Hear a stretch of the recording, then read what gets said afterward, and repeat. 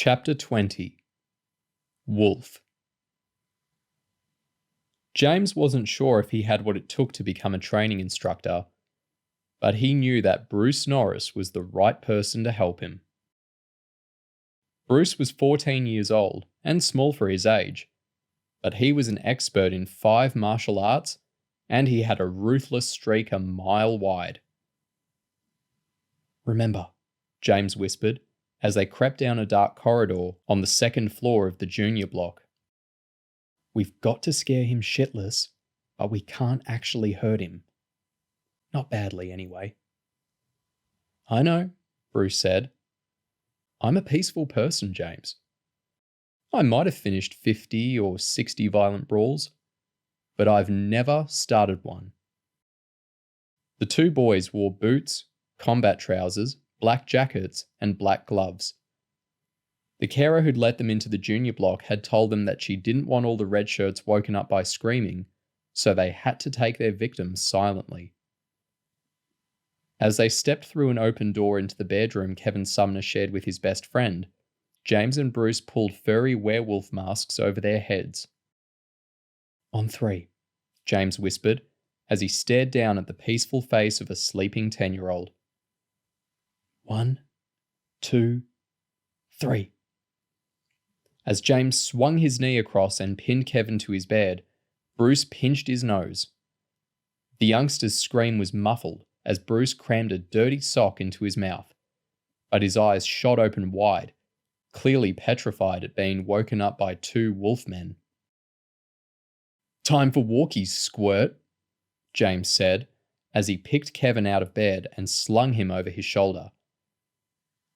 Kevin kicked and screamed into the vile-tasting sock as James carried him along the hallway, down 4 flights of stairs, and out into the night air.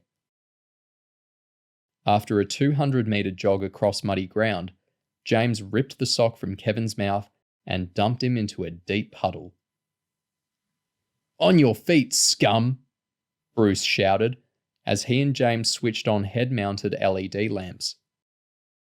Kevin sobbed as he scrambled up, barefoot and with nothing but a vest and pajama bottoms to protect him from the cold. "Too slow!" Bruce shouted as he kicked the back of Kevin's legs. He crashed face first into the puddle. "Get up! Again!" James yelled. "Quickly this time!" Bruce added. Kevin was crying and shivering. "Look at the little baby," Bruce said nastily as he pressed his boot down on Kevin's bare foot. James closed up behind so that the shivering boy was sandwiched with the white lights blazing down on his sodden hair. "What do you want?" Kevin asked weakly. James didn't answer the question. "You're now the property of the Wolfmen," he grinned. "Mr. Pike has told us that you're a little snot-nosed scaredy cat. He says you'll never make it through basic training because you're afraid of heights and won't go over the obstacle. Well, until you pull yourself together and stop acting like a pussy, we're going to make your life a living hell." "If you run away, we'll catch you," Bruce said. "If you cry, we'll laugh. If you even think about taking a swing at us..." Instead of finishing his sentence, Bruce placed his black-gloved hands around Kevin's neck. "Leave me alone!" Kevin screamed as Bruce pressed down on his shoulders until his knees buckled. "Kiss our boots," James said. "Get stuffed, queers!" Kevin shouted defiantly. Bruce produced a length of nylon rope from his pocket and held it in Kevin's face. "If you don't start showing me some respect, Mr. Sumner, I'm going to tie this around your ankles, hitch you into the nearest tree, and leave you hanging upside down until morning." They knew from the file that hanging upside down was Kevin's worst nightmare. "No!" Kevin squealed as Bruce grabbed his ankles. "I'll kiss your boots." "Get on with it then," James barked, "and thank me for it." James didn't know what to feel as Kevin crawled pathetically through the puddle and planted his lips on the end of James's boot. He knew exactly how miserable being bullied like this made you feel. But on the other hand, James never would have made it as a cherub if he hadn't been through it himself. "Thank you," Kevin said, after kissing Bruce's boots. "Mr. Wolfman, sir!" Bruce shouted. "Thank you, Mr. Wolfman, sir," Kevin said weakly. He was soaked in near-freezing water, and his teeth were chattering as James grabbed the back of his vest and hitched him out of the mud. "You need warming up," James barked. "Start running towards the basic training compound. Quickly!" Kevin tried to control his sobbing as he started running into the darkness, with James and Bruce a few paces behind him. "There's only one way to get away from us, Sumner," Bruce said as they ran. "We're going to be on your case until you make it across the obstacle without me or James giving you one finger of help." James looked angrily at Bruce. "Don't use my name. I'm Wolfman number 1. Kevin looked back over his shoulder. "I know who you are," he said defiantly. "James Adams and Bruce Norris. I'm 10 years old. I'm not a complete moron." Bruce ripped off his mask and scowled at James. "I told you the Wolfman thing was stupid." "I really hate red shirts," James moaned as he tried to peel off his mask. "They're all lippy little smartasses." James's mask was stuck half on and half off. He couldn't see where he was running and had to stop. "Give us a hand, Bruce." "I guess that proves you've got a big head," Bruce grinned as he eased James's mask off. But his mood changed when he realized that Kevin had cut into the trees and was out of sight. "Oh, come back here, you little git, or I'll break every bone in your body," Bruce snarled. They could hear Kevin's feet splattering in the mud less than 20 meters away. Then the noise stopped. "He must be hiding in the trees," James whispered. They fitted their lamps back on their heads before throwing the masks away, then switched off the beams before creeping into the trees. "I'm giving you until 10, Kevin," Bruce shouted. "We're working for Mr. Pike, so you're going to have to face us sooner or later. But if you come out before I reach 10, you won't have to spend 2 hours hanging upside down from a tree." "Get stuffed, gonad breath," Kevin shouted as Bruce started to count. Unfortunately for Kevin, James was less than 3 meters from where he'd shouted and made a lunge at him. Unfortunately for James, Kevin had found a thick branch and he swung it at James as he approached. The piece of wood hit James's knee with such force that it cracked in two. "You little pecker!" James yelled, clutching his leg as Kevin sprang out of his position huddled against a tree trunk. James managed to grab Kevin's muddy foot as he tried to escape. The pain in James's leg made him angry, and he mercilessly crushed the small foot and twisted his ankle. As Kevin wailed in pain and crumpled onto the ground, James let go of his foot and knelt over him. "I could splat you like a bug, you little freak," James shouted. "Let's tie the little bugger up," Bruce said enthusiastically. "I reckon he'll show us more respect after a few hours dangling in the freezing cold." "Please," Kevin sobbed, as James watched the boy's desperate expression and fresh tears welling up in his eyes. James realized that he absolutely hated doing this. "Do you want to pass basic training?" he said, eyeballing Kevin. "Yes," Kevin sniffled. "And you're not going to do it until you get over your fear of heights, are you?" "No." "I'm here to help you get over that fear," James said. I know this works because I've been on your end of it myself. Okay? Kevin nodded. So get your ass out of the dirt and we're gonna get you through this. As James hauled himself off the ground, using a hanging branch for leverage, Bruce grabbed Kevin out of the dirt. You're lucky he got to you before I did, Bruce growled.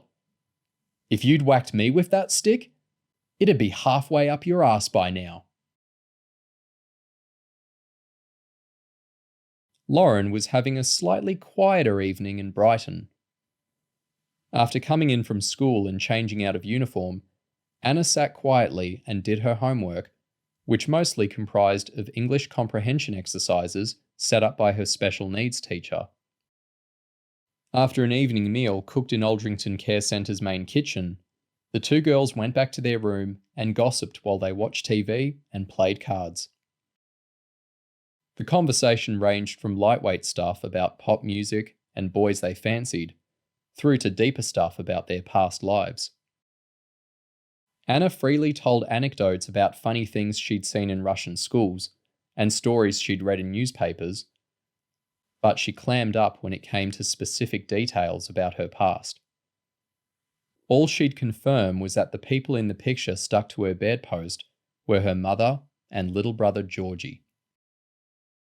Attempts to find details of where Anna had lived in Russia and how she'd come to Britain were either ignored or brushed aside with a swift change of subject, and queries about Anna's mother produced a pained expression that suggested she was close to tears. Lauren wasn't sure if Anna's reluctance to talk was because she was genuinely traumatized or part of a carefully contrived shield that would stop her from being sent back to Russia. Either way, a few hours with Anna were enough for Lauren to realize that her young companion was extremely intelligent. The two girls went to bed after staying up late to watch a movie on Channel 5. About half an hour after the lights had gone out, Anna stepped out of bed onto her ladder and whispered to Lauren. Are you awake? Lauren opened one eye and thought about answering, but didn't because there was something suspicious in Anna's tone. She closed her eye as she heard Anna creeping down the ladder and walking across to Lauren's side of the room. Anna grabbed something from Lauren's desk, and Lauren recognized the sound of her mobile phone flipping open as Anna stepped gingerly towards the bathroom. Lauren panicked.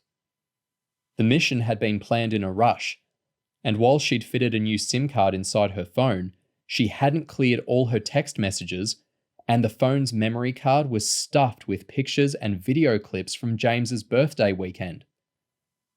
If Anna saw any of them, her cover would be shot. Ahem, Lauren said, as she switched on the spot lamp clipped to the metal frame of her bed. Anna froze like a bunny caught in headlights. Do you need my phone? Lauren asked. No, Anna said, smiling uncomfortably as Lauren rolled over the side of her bed and dropped barefoot onto the carpet. It was a shame in a way. Lauren realized that Anna's call might have provided a major clue about her identity. But Lauren couldn't risk her finding the pictures and clips. I don't mind you using it, Lauren said, holding the phone out to Anna. Provided you don't yak on for hours and use up all my credit. But Anna shook her head, sheepishly refusing the offer. Who would I call? I just wanted to look. Please don't be angry at me.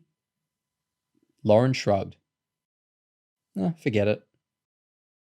I've never had a mobile, Anna said, shaking her head frantically.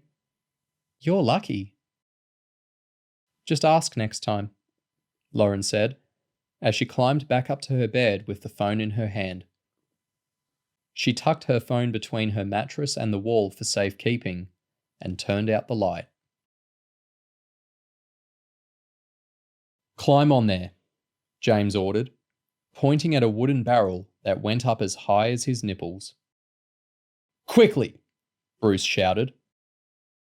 The barrel was weighted down with sand and didn't budge as Kevin hauled himself onto the lid and sat down. Stand up, James yelled. It was the kind of instruction you'd expect a 10-year-old to follow easily, but Kevin's hands were shaking as he got to his feet.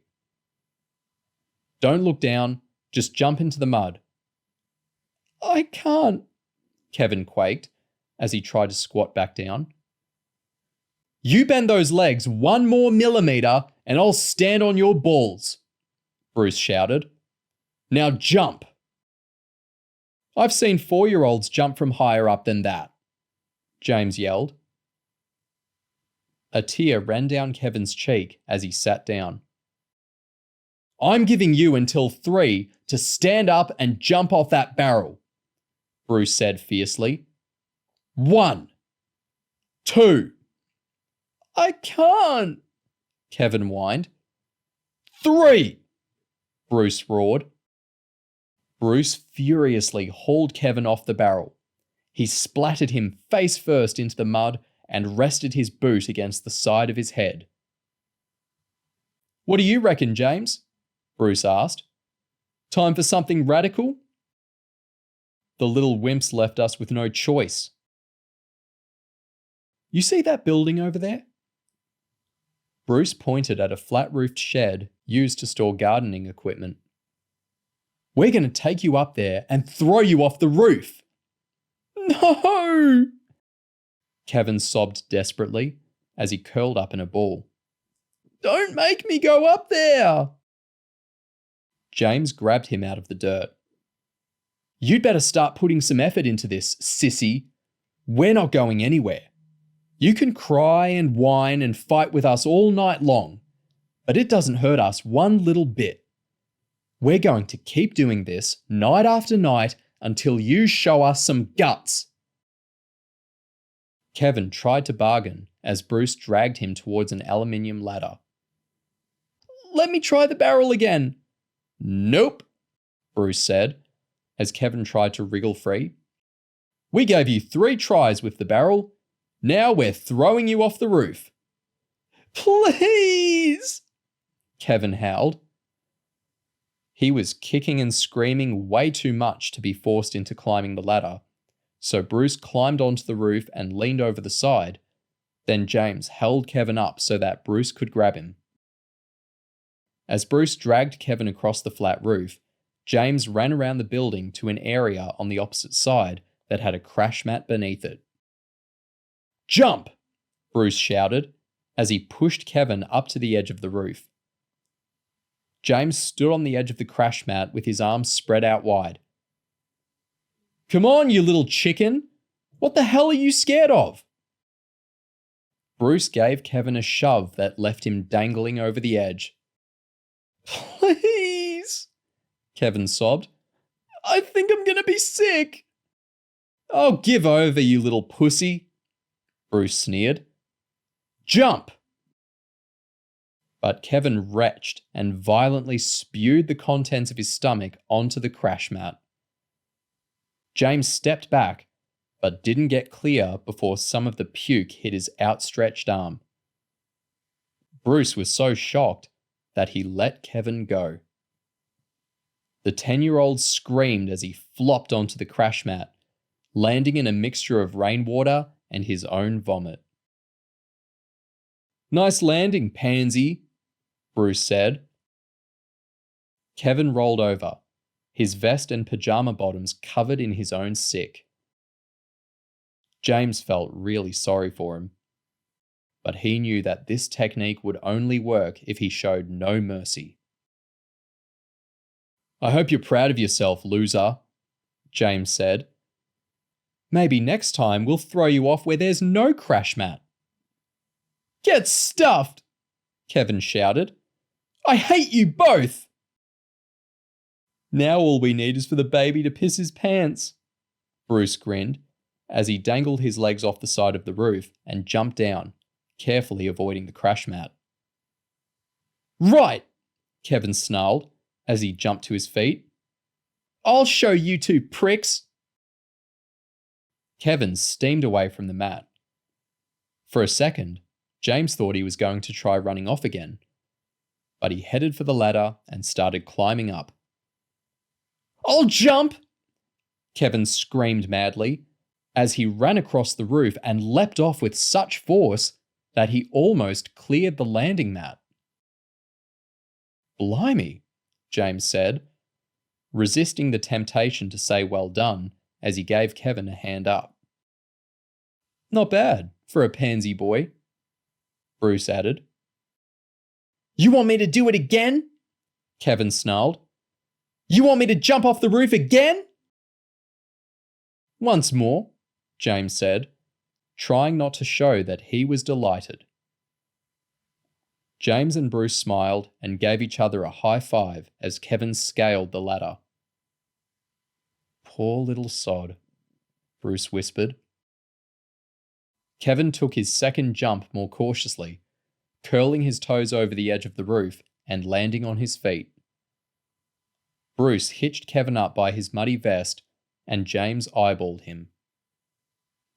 "Not bad," James sneered. "Wash yourself up and go back to bed. We'll see you tomorrow after lessons, by the main obstacle. And don't be late," Bruce added with a snarl.